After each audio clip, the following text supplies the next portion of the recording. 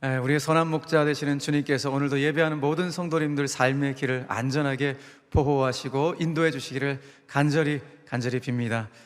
여러분들이 이렇게 오늘 본당에 이렇게 늘 주일날 올라오시다 보면 이쪽 지하 1층에서 본당 올라오는 그 벽에 액자들이 이렇게 쭉 붙어 있는 걸 아마 보셨을 거예요. 그 두 층에는 기도에 대한 명언들이 붙어 있는 액자들이 딱 부착이 되어 있습니다.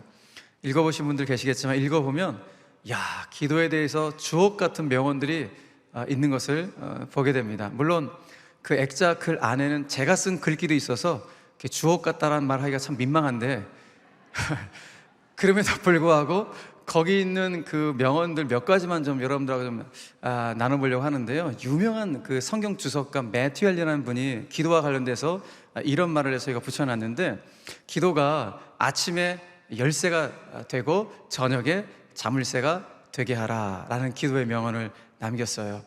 유명한 기도의 성자라고 불리는 이엔 바운즈는 기도에 대해서 이런 말을 했는데요. 우리의 신앙생활에서 기도를 빼는 것은 하나님을 우리의 신앙 밖으로 나가시도록 만드는 것과 다름이 없다, 이런 말을 남겼습니다. 그리고 유명한 철로 역정을 지은 존 버녀는 기도에 대해서 이런 말을 했어요. 기도는 사람이 죄를 그치게 만든다. 그렇지 않으면 죄가 사람을 유혹하여 기도를 그치게 만들어버린다 라는 말을 했어요. 뭔가 이게 탁탁 와닿는 그런 기도의 명언이 아닐 수가 없습니다. 그리고 수원에 사는 별로 유명하지 않은 김근영이라는 목사가 있는데 이 사람은 이런 말을 기도에 대해서 남겼습니다. 기도의 가장 깊은 경지는 하나님이 내 안에, 내가 하나님 안에 들어가는 영적 이신 전심의 상태이다. 감사합니다. 아무튼 다 이렇게 제 거 빼고 기도의 명언, 정말 기가 막힌 주옥 같은 그런 명언인데, 그런 명언들을 쭉 읽다 보면은 일단 영적 도전이 생겨요. 기도가 얼마나 중요하면 이렇게 많은 사람들이 주옥 같은 기도의 명언들을 남겼을까, 이런 생각을 하게 되고, 더 구체적으로는 기도가 없는 신앙생활이라고 하는 것은 마치 예수가 없는 복음, 예수가 없는 기독교와 같을 수 있겠다라는 생각을 하게 됩니다. 여러분, 예수가 없는 복음 상상이나 됩니까?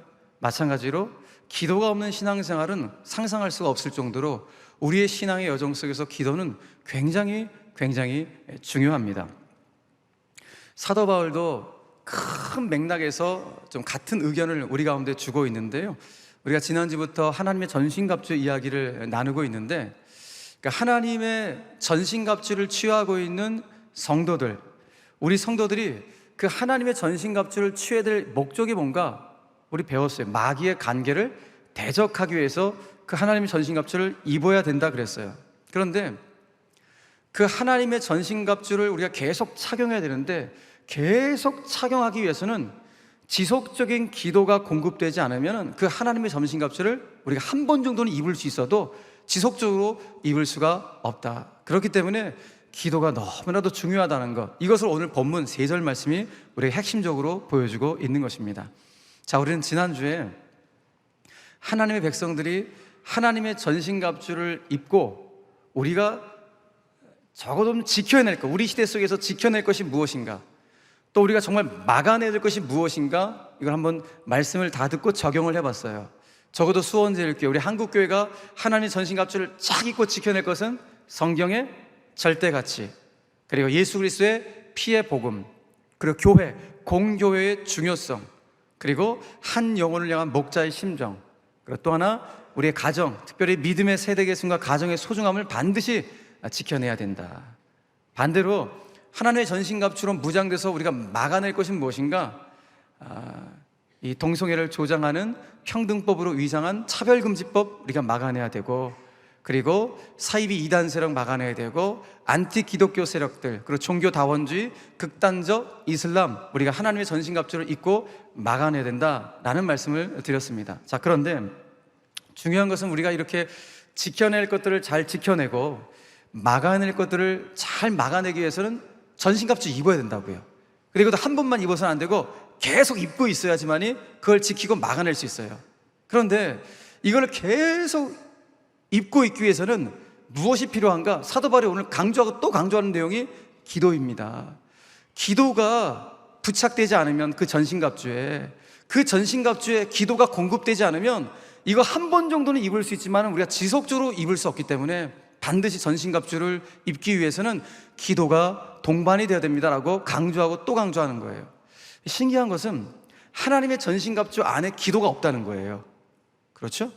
그러니까 하나님의 전신갑주를 말하고 오늘 바울은 기도 이야기를 말을 해요. 근데 무슨 말인가 하면은 하나님의 전신갑주가 중요하긴 너무 중요한데 이게 아무리 강하고 아무리 든든한 그런 무기라 할지라도 기도가 바탕이 되지 않으면은 우리는 영적 무기력에 빠져서 악한 영을 대적할 수 없다는 것입니다. 마치 여러분 사막을 한번 생각해 보세요. 사막에 자동차가 막 달려가고 있어요. 사막을 달리는 자동차 보셨잖아요. 사막을 달리면 얼마나 자동차 마력이 힘이 세야 되겠습니까? 막 달리는 스포츠가 비싼 자동차가 달려간다고. 그런데 아무리 좋은 자동차라 할지라도 그 자동차에 연료가 공급되지 않으면 고철덩어리에 불과합니다. 마찬가지예요. 그러니까 자동차와 연료를 따로 구분할 수 없듯이 하나님의 전신갑주와 기도는 결코 분리가 될 수 없다.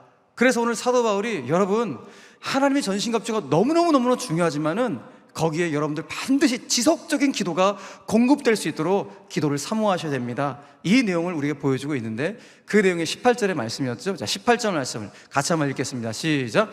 모든 기도와 간구를 하되 항상 성령 안에서 기도하고 이를 위하여 깨어 구하기를 항상 힘쓰며 여러 성도를 위하여 구하라. 그래요. 내가 지금 하나님의 전신갑주를 사모한다면 사모하는 만큼 기도의 능력을 사모하고 기도를 내가 부착할 수 있어야 된다라는 것을 말하고 있는 것이죠. 때때로 성도님들 가운데 이런 말씀하신 분들이 있어요. 목사님, 제가요 어떻게든지 하나님의 전신갑주 입으려고 해요. 진리의 허리 때 진리로 신앙의 중심을 잡으려고 하고요. 의여오심경, 의는 하나님과의 관계라고 했으니까 하나님과 관계 지속하려고 하고요. 평화의 신발 신으려고 했으니까 저 어디 가든지 평화의 창조자, 화평케 하는 사람이 되려고 하고요. 믿음의 방패 들려고 했으니까 내가 내 신념이 아니라 하나님을 믿는 그 굳건한 믿음으로 살려고 하고요. 구원의 투구 쓰라고 했으니까 내가 구원의 기쁨과 감격가 식지 않도록 제가 그런 신앙생활을 하려고 하고요. 성령의 검 하나님 말씀 들려고 했으니까 언제나 내가 하나님 말씀 붙잡고 살아가려고 하는데 그럼에도 불구하고 제가 영적으로 실패할 때가 있어요. 이게 왜 그런 거예요? 라고 질문하시는 분들이 가끔 있어요. 그거는 하나님의 전신갑주에 문제가 있어서가 아니라 하나님의 전신갑주를 사모하던 불구하고 지속적인 기도 공급이 되지 않기 때문에 영적인 실패가 이루어지게 된다는 것입니다. 그래서 오늘 사도 바울이 우리에게 전하는 메시지의 핵심 내용이 무엇인가 하면은 여러분들 좋아요. 하나님의 전신갑주 반드시 착용하셔야 돼요.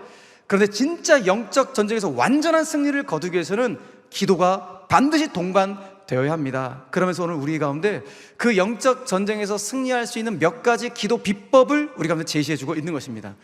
총 3가지의 기도 비법을 제시해주고 있어요. 그 첫 번째 기도 비법이 무엇인가? 성령 안에서 기도하라는 거예요. 이것이 바로 영적 전쟁에서 승리할 수 있는 기도의 비법을 제시해주고 있습니다. 자, 18절 우리가 읽었던 상반절 말씀 보니까 이렇게 말하고 있죠. 모든 기도와 간구를 하되 항상 다 같이 시작. 성령 안에서 기도하고. 영적 전쟁에서 승리할 수 있는 기도의 비법 첫 번째가 성령 안에서 기도하는 거래요. 그럼 성령 안에서 기도하는 것은 무슨 의미인가?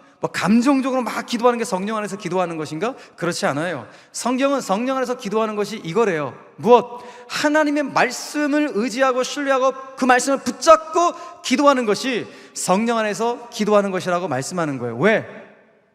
성령님은 진리의 영이시기 때문에. 진리의 영이시기 때문에 우리가 진리의 말씀을 붙잡고 기도할 때 놀라운 역사가 나타나는데 어떤 역사가 나타나는가?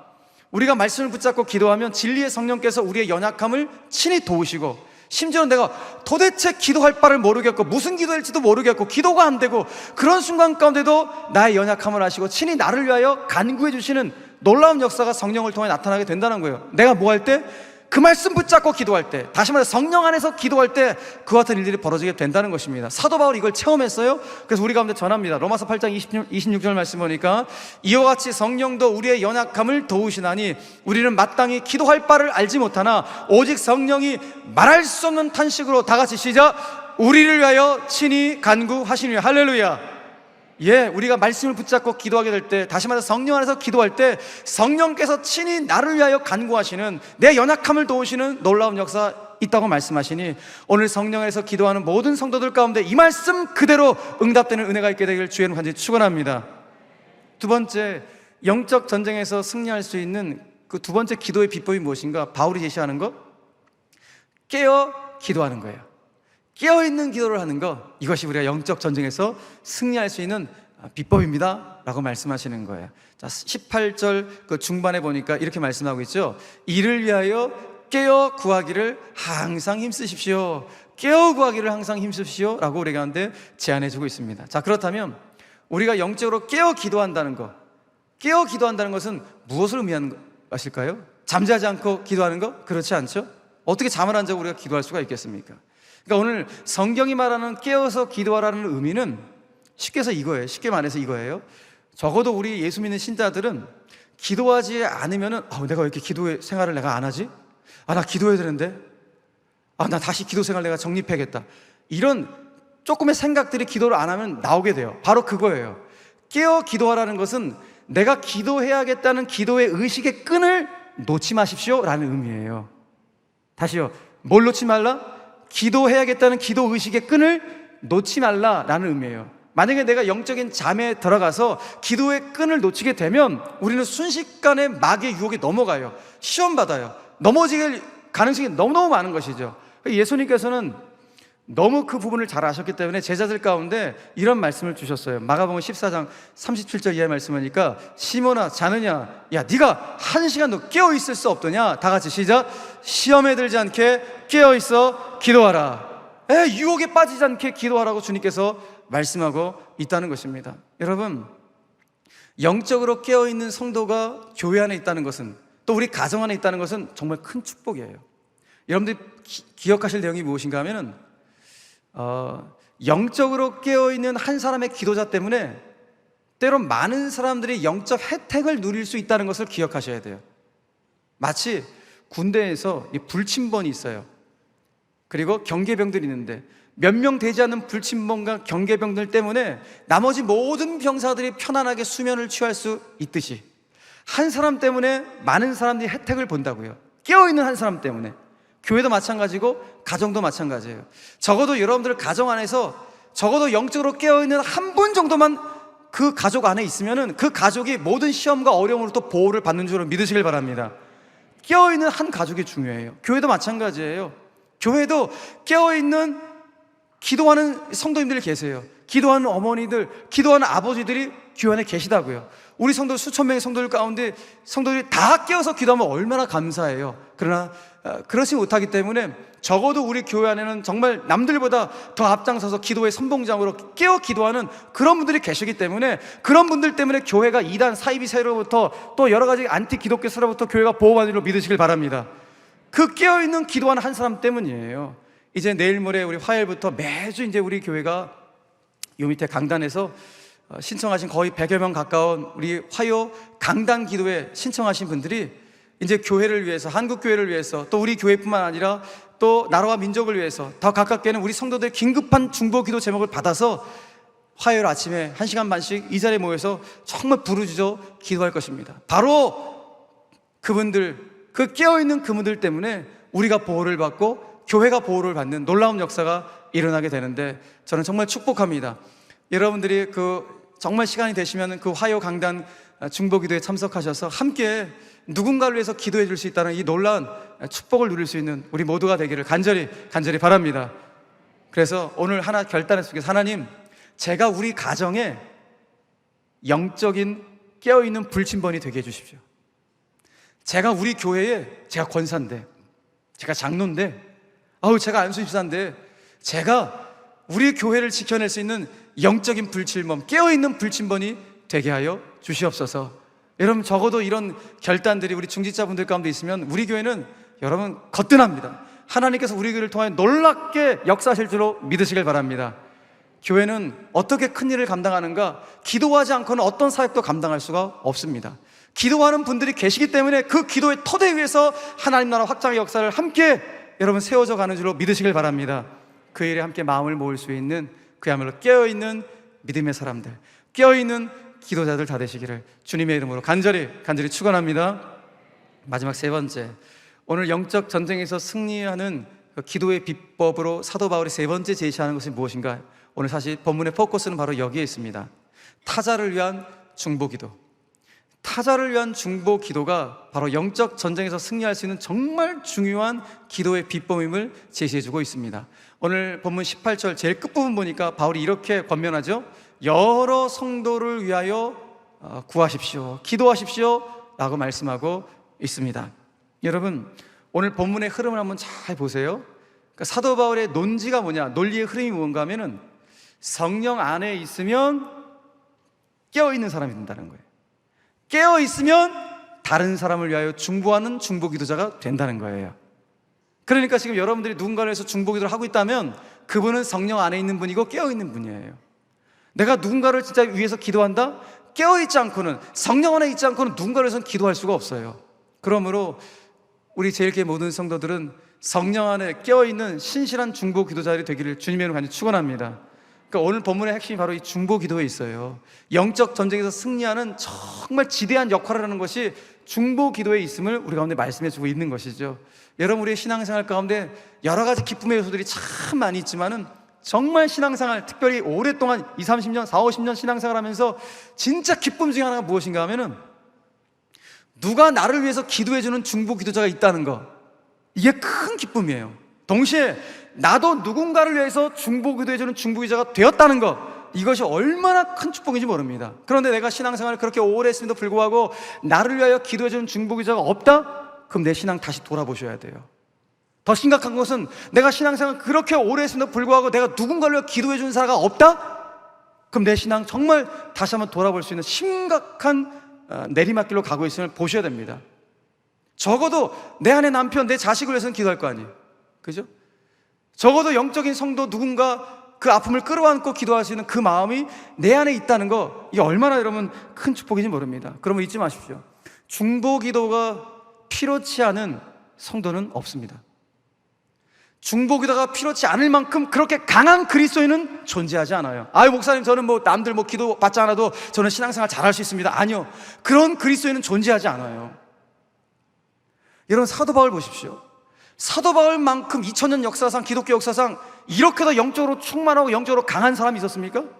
사도 바울과 비교할 수 있는, 여러분, 누가 신앙인이 누가 있습니까? 가장 강력한 그리스도인이 사도 바울이에요. 그런데 그조차도 오늘 에베소 교회 성도들 향하여 나를 위해서 제발 좀 기도해 주십시오 라고 중보기도를 요청하고 있는 거예요. 왜 바울이 중보기도를 요청합니까? 바울은 알았어요. 야, 중보기도의 파워가 얼마나 강한지를 그는 알았기 때문에 바울조차도 중보기도를 요청하고 있는 것입니다. 성경에 많은 성경의 인물들이 이 중보기도의 능력을 알았어요. 그 중에 대표적인 사람이 또 모세예요. 모세는 중보기도가 얼마나 센지를 그는 알고 있었어요. 출애굽기 17장에 보면 이런 내용이 나와요. 이스라엘 백성들이 이집트에서 이제 탈출했어요. 소위 출애굽을 했어요. 애굽을 해서 광야를 향해서 수백만 명의 이스라엘 백성들이 광야를 쫙 행진을 하는데, 그때 아말렉 족속이 이스라엘 백성들을 딱 막고 있는 거예요. 그래서 이스라엘 백성들과 아말렉 족속과의 전면전, 전쟁이 딱 부딪히게 됩니다. 이때 하나님께서 모세에게 어떤 창조적인 지혜를 주셨는데, 그 창조적인 지혜가 무엇인가 하면은 전쟁을 치를 때 그냥 무대포로 전쟁 치르지 않고 모세가 두 가지의 부대를 만들었어요. 어떤 부대? 하나는 여호수아를 중심으로 해서 이스라엘 군사들이 실제 전투 현장에 나가는 전투 부대 하나, 그리고 또 하나는 모세와 아론과 훌을 중심으로 해서 산에 올라가서 이 전투 부대를 위해서 기도하는 중보기도 기도 부대, 전투 부대와 기도 부대 두 가지를 딱 만들어서 전쟁을 치르는 거예요. 여러분, 이 모든 것들은 하나님 나라 확장을 위한 일들 아니겠습니까? 하나님 나라 확장을 위해서는 이렇게 실제 현장에 나가 있는 전투 부대도 필요하고, 또 이 전투 부대에서 기도하는 중보기도 기도 부대도 다 필요한 거예요. 다 중요해요. 왜냐하면 하나님의 나라는 이렇게 거룩한 영적인 팀워크를 통해서 이루어지기 때문에 그렇습니다. 자, 그럼에도 불구하고 출애굽기 17장이 강조하는 내용이 무엇인가? 모세가 특별히 아론과 훌 이스라엘 백성들이 아말렉 족속과 승리를 거두는데, 그 승리의 결정적인 이유는, 물론 싸움도 잘했지만 진짜 결정적인 이유는 모세의 중보기도 팀 때문에 승리했다라는 것을 성경이 우리 가운데 강조해 주는 거예요. 그 내용을 이제 출애굽기 17장 11절에 이렇게 말씀하고 있어요. 모세가 손을 들면, 기도의 손을 들면 이스라엘이 이기고, 기도의 손을 내리면 아말렉이 이기더니. 와, 희한한 전쟁이에요. 기도의 손을 올리면 모세가 기도의 손을 올리면 승리하고 기도의 손을 내리면 패배하는, 이런 전쟁이 세상 천지 어디 있습니까? 근데 있었다는 거예요. 놀랍죠? 근데 여러분, 전쟁이라는 게 10분, 20분 하는 게 전쟁이에요? 하루 종일, 아니면 며칠 동안 하는 게 전쟁일 텐데, 이 당시 아말렉과의 전쟁을 하는데 모세가 팔을 들면 계속 이긴다니 들고 있을 거 아니에요. 근데 모세가 로봇입니까? 육체의 한계가 있지 어떻게 이거 하루 종일 들고 있냐고요. 그러니까 옆에 있는 아론과 훌이 이거 받쳐주는데, 이거 받쳐주는 것도 한계가 있는 거예요. 그러니까 하나님께서 아론과 훌에게 지혜를 주신 거예요. 그래서 그 거룩한 영적 팀워크가 바로 그 중보기도 팀 안에서 이루어집니다. 어떻게? 12절 말씀 보니까 이렇게 기록하고 있어요. 모세의 팔이 피곤하매, 그렇지요, 피곤도 할 만하죠. 하루 종일 들고 있는데 피곤하매 그들이 동역자인 중보기도 팀 아론과 훌이 뭘 가지고 왔어요? 돌을 가져다가 모세 아래 엉덩이 밑에다가 땅 놓아 그가 그 위에 앉게 하고, 모세가 그 돌 위에 앉게 하고, 아론과 훌이 한 사람은 이쪽에서 한 사람은 저쪽에서 모세의 손을 붙들어 올렸더니 그 손이 해가 지도록 내려오지 아니한지라. 그러니까 그 전쟁 하루 종일 했던 거예요. 근데 하루 종일 손 들고 있었다는 거예요. 그러니까 여러분, 우리 여기서 중보 기도를 어떻게 해야 되는지를 보게 돼요. 아론과 훌이 뭘 가지고 왔어요?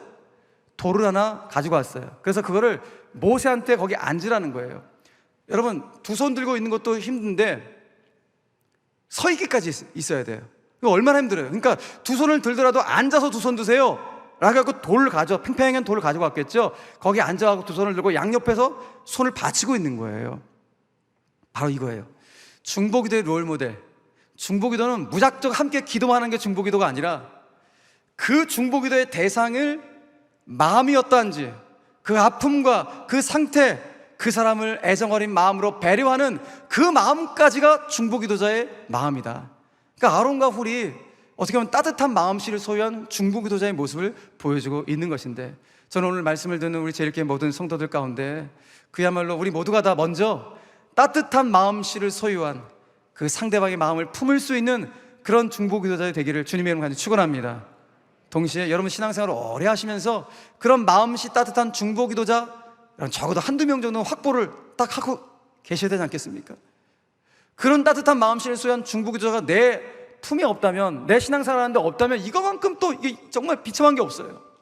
그러니 여러분들이 그분들을 다 확보하시면서 이제 그분들과 함께 영적인 거룩한 팀워크를 이루어서 영적 전쟁에서 승리할 수 있는 신실한 주의 종들 되시기를 주 예수 그리스도의 이름으로 간절히 축원합니다. 바울이 그랬다고요.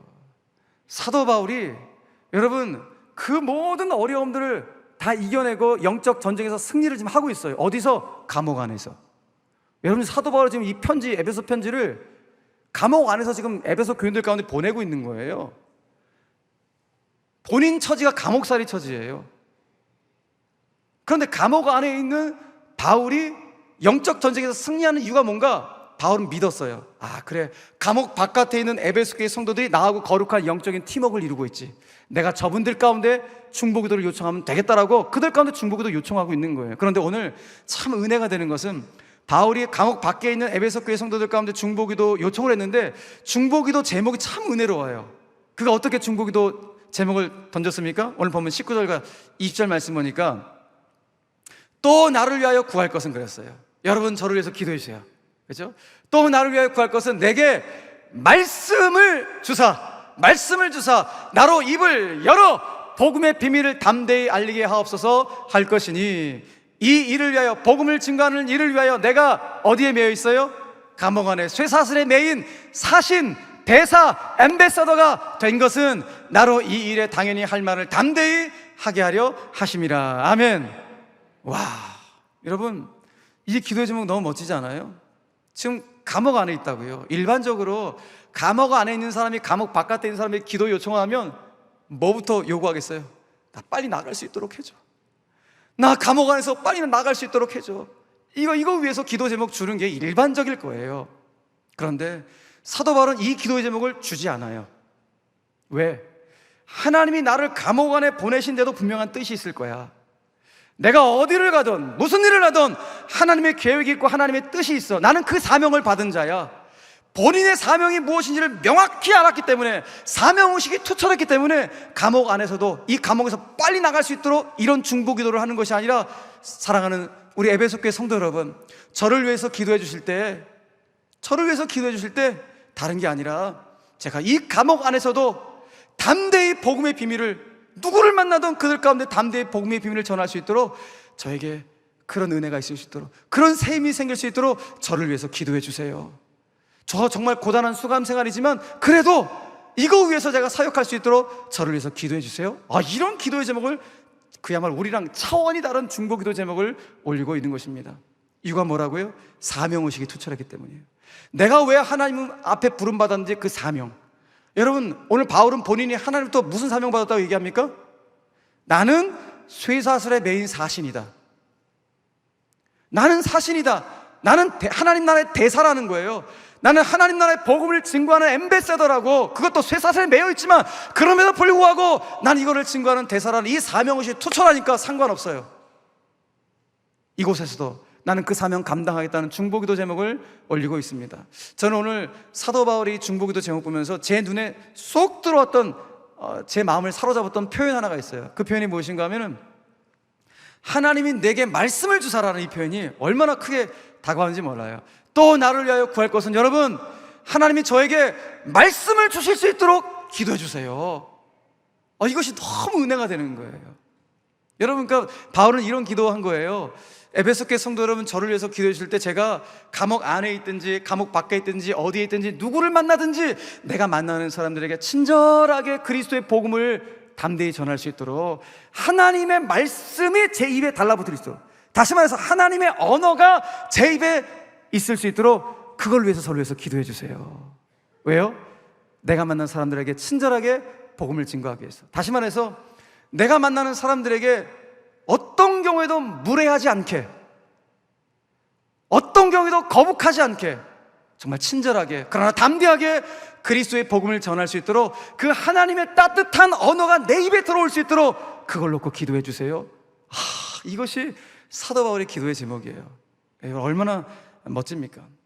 사랑하는 성도 여러분, 지금 우리는 코로나 이후에 다시 한번 선교와 전도를 위한 중보기도의 열기가 다시 활활 타올라야 될 그런 시점 가운데 놓여 있습니다. 왜냐하면 지금 우리 시대는 믿고 싶지 않지만 현실은 탈기독교, 탈교회 시대가 가속화되고 있는 그런 시대에서 신앙생활하고 있기 때문에 그렇습니다.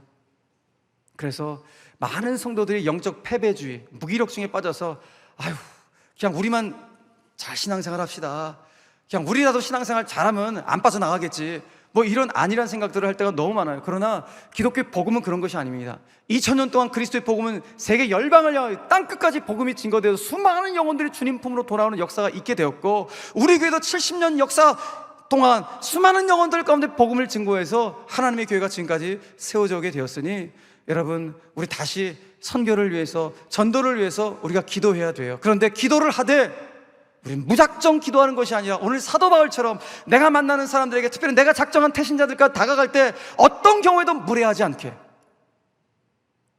그 사람의 마음을 거북하지 않게, 주님의 마음을 담아서 정말 친절하게 그리스도의 복음을 그러나 담대하게 전할 수 있도록 하나님 저에게 그 지혜를 허락하여 주시옵소서. 이것이 오늘 저와 여러분들의 기도의 제목이 되길 바라고, 특별히 10월 한 달 행복 축제를 앞두고 있는 우리 교회 정말 가장 강력한 중보기도의 제목이 바로 이것이 되어야 됩니다. 하나님, 담임 목사를 비롯한 우리 교회 모든 성도들이 하나님의 따뜻하고도 친절한 언어를 그 입술에 부여받아서 내가 만나는 사람들에게 예수 그리스도의 살아계심을 정말 따뜻하게 친절하게 증거하고 보여줄 수 있는 그런 은혜가 있는 10월 한 달이 되게 하여 주시옵소서. 여러분, 이렇게 함께 마음을 모을 수 있는 이번 10월 한 달이 되시기를 주님의 이름으로 간절히 축원합니다. 말씀을 정리하겠습니다. 앞서 말씀드린 것처럼 참 우리 시대에는 기독교가 매력이 조금씩 없어지는 그런 시대 한복판 가운데 있습니다.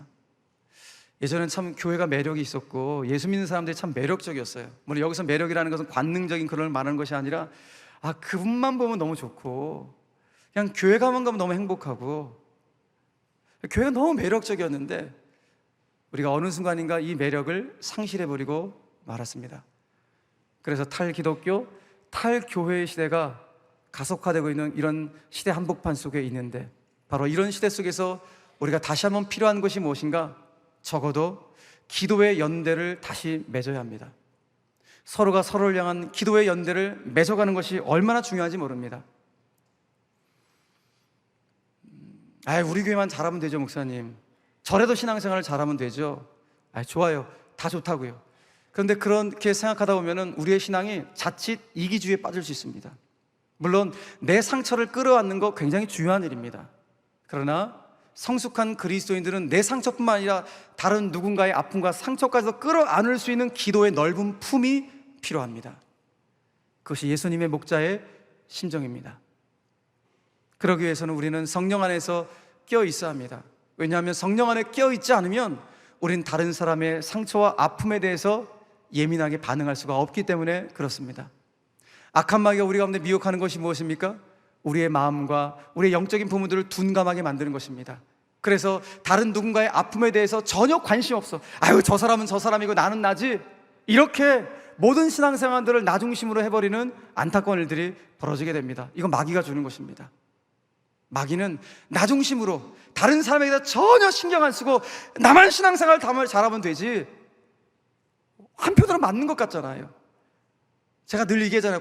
천사는 광명한 천사의 모습으로 나타나서 99% 진리로 접근한다. 그러나 1%의 거짓을 첨가한다. 깨끗한 물에 독극물 하나 넣으면 그 물이 전체가 독극물이 되듯이 마귀가 그런 식으로 우리를 접근해 온다고요. 맞는 것 같은데 아니라고요. 우리 성숙한 그리스도인들은 내 상처를 끌어안을 뿐만 아니라 다른 이 아픔과 상처를 끊어낼 수 있는 중보기도자의 마음, 기도의 넓은 가슴이 필요한 시대에 우리가 살아갈 필요가 있는 것입니다. 그래서 마귀가 우리를 넘어뜨리려는 속셈, 우리가 간파해서 어떤 경우에도 영적으로 무뎌져서 딱딱한 그리스도인들 우리 되지 않길 바라고, 도리어 주님의 마음을 담아서 성령 안에서 깨어 있어서 다른 이 아픔을 끌어안고 함께 기도해 줄 수 있는 그야말로 마음씨 따뜻한 중보 기도자들이 우리 모든 성도들이 되시기를 주님의 이름으로 간절히 축원합니다. 중보 기도하면 생각나는 찬송이 문득 떠올려집니다. 마음이 지쳐서 기도할 수 없고 눈물이 빗물처럼 흘러내릴 때 주님은 아시네 당신의 약함을 사랑으로 인도하시네. 그 다음 가사는 목이 메이게 하는 그런 가사죠. 누군가 널 위하여 누군가 기도하네. 내가 홀로 외로워서 마음이 무너질 때 누군가 널 위해 기도하네.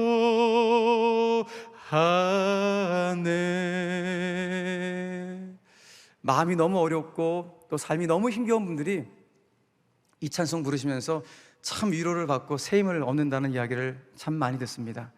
최근에는 우리 예수 믿는 청년들이 군대 가서 군대에서 이 찬송 부르면서 굉장히 큰 힘을 얻는다고 해요. 이 찬송 부르면서 그래, 아빠 엄마가 나를 위해서 기도하고 있지, 목사님이 나를 위해서 기도하고 계시지, 친구들이 나를 위해서 기도하고 있지, 무엇보다 성령님이 친히 나를 위해서 지금도 간구하고 계시지. 이거 생각하면 너무 큰 힘을 얻는다고 합니다. 사랑하는 성도 여러분, 잊지 마십시오. 중보 기도가 불필요한 그리스도인들은 한 사람도 존재하지 않습니다.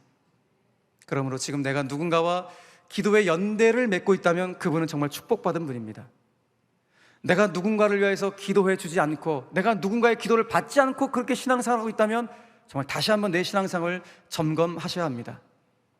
다시 강조합니다. 지금 내가 누군가와 기도의 연대를 맺고 있다면 축복 중에 축복입니다. 왜냐하면 그 기도의 연대 때문에 우리는 쉽게 쓰러지거나 낙심하지 않기 때문에 그렇습니다. 오늘 말씀을 맺으면서 여러분들 가운데 이런 기도의 제목을 함께 나눴으면 좋겠습니다. 저는 정말 바라기는 우리 수원제일교회가 모든 기도와 간구를 통해 하나님께는 전심인 교회, 또 다른 누군가를 향한 애정 어린 중보 기도를 통해서는 사람을 향해서는 진심인 교회, 그렇게 쓰임받을 수 있는 우리 수원제일교회가 되기를 주 예수 그리스도의 이름으로 간절히 축원합니다. 축원합니다.